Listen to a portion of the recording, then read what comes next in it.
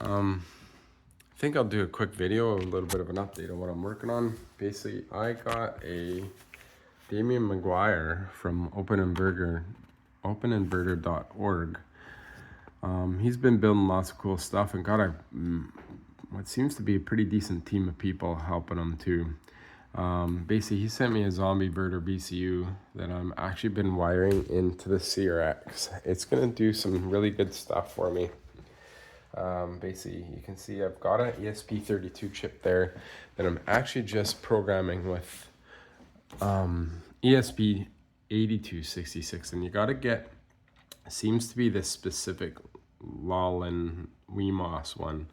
For some reason, I tried two other chips.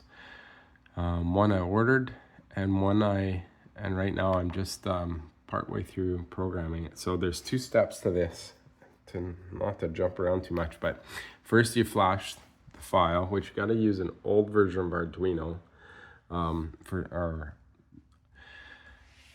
old version of the Arduino programming tool, and then you got to actually add a section for it to do this ESP8266 sketch data upload. So it does a partition and it actually uploads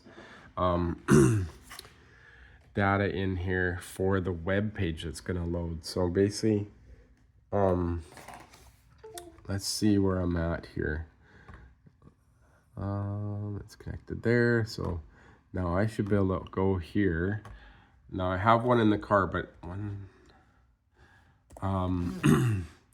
the one that's in the car is giving me this little bit of a problem. It doesn't connect all the time, and I think it's because of the rate that I flashed it at. So we can look here at spot values. It's got a lot of stuff, and I'm going to go over that in a minute here. Just in the one last thing I changed, there's a bunch of different ways to configure it. So you got to select that, which is over here, and it's like you can see all the different ones you could select from. So you select the WeMOS D1R2 Mini, and then I think this is the right upload speed at 1152. CPU frequency, I set it to 80 this time. Last time I had it at 160, and maybe that's what's in the car right now, and that might be the reason I'm getting some issues. And then this, I believe I got correct as well. There's a bunch of videos of people doing this online. Nonetheless, we'll go over some of the stuff, and you'll see that this refreshes on its own, and sometimes like it does that, the screen blanks out for a second. So I'm going to try this other one that I just flashed here right away after I'm done the video and see if that helps. But one thing we can show is I used a I got it here, an IVT shunt, which is the Isabella, one of the Isabella CAN bus based shunts. And so that seems to be kind of the go-to for most of the people using these Zombieverter VCUs. The nice thing is it's a CAN bus based shunt that measures current and 3 different voltages referenced to the shunt's input. Unfortunately, I had to switch the shunt to the negative side of my contactors because I had it on the positive side, and because it references the negative side of the shunt, it wouldn't give me a pre-charge voltage properly. So that was unfortunate. But yeah, there's where do I got it here? I thought I had it open, but right here. There's 56 pins with lots of good stuff. The other big reason I wanted the shunt, I wanted it for the pre-charge stuff. Axiom does pre-charge, but it's I think I needed to put another driver to control a relay. I can't remember if it control a relay. And I remember if it can control 2 or 3 contactors. I can't remember. I guess you could, with the way I got it wired, it doesn't matter, because like the Zombieverter actually it's technically controlling 2 contactors. It's turning the pre-charge contactor on as well as the low side at the same time, and then it turns the high side contactor on last, or it will be once I get it all wired up. So one of the things right now we can do is we can actually look at UDC1, and we'll see where it goes to when I turn on my pre-charge switch. I have just for doing testing and the couple little drives, I have the pre-charge and main contactors on switches, so I can do it manually. yeah, now you can see, oh, it's refreshing again. It's at 453 volts, 0.59.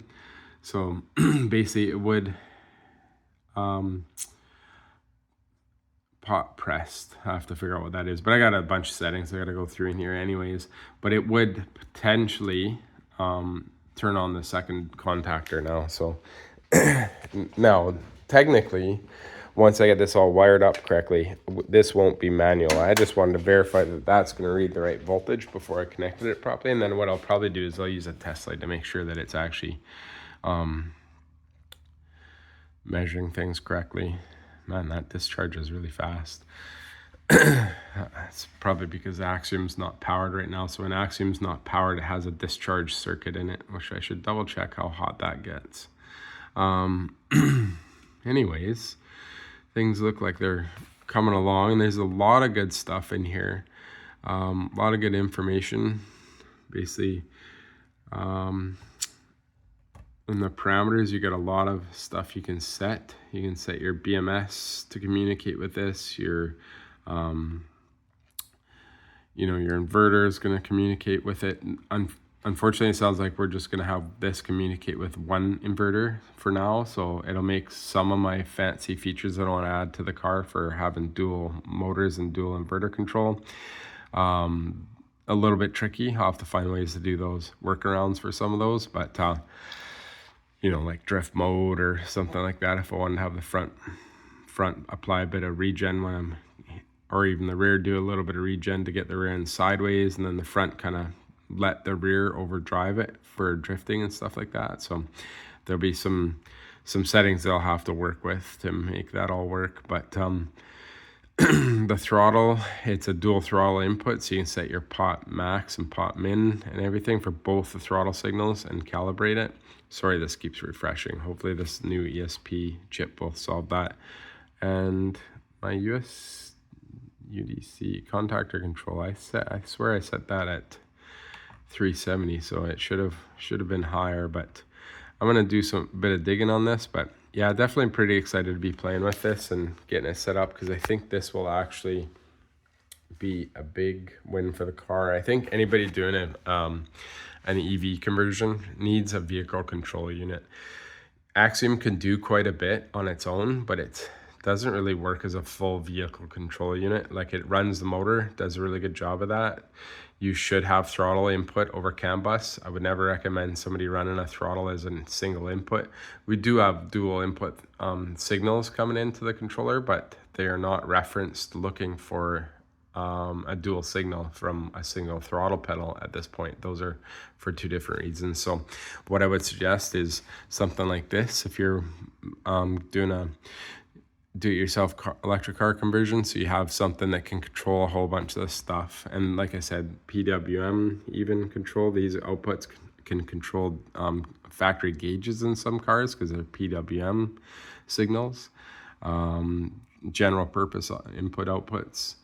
There's a bunch of stuff in here. I'm gonna stop the video there, and I'll get working on this, and hopefully this week I can do another video with more of these features, working on this, see if this new one at the different frequency works better for me, and then keep pushing forward, get my contactor and stuff all wired up to it, so I can hopefully soon climb in the car, turn the key, and turn it to the start position. That'll enable everything, and then it'll be in drive. And what I'll do is I'll actually figure out some sort of gear shifter thing, whether it's over CAN bus or just switches. I can do either or, but just for forward and reverse and neutral and park and everything. Anyways, I'll stop the video there. Still making progress, still pushing forward, excited to keep pushing and make some things happen.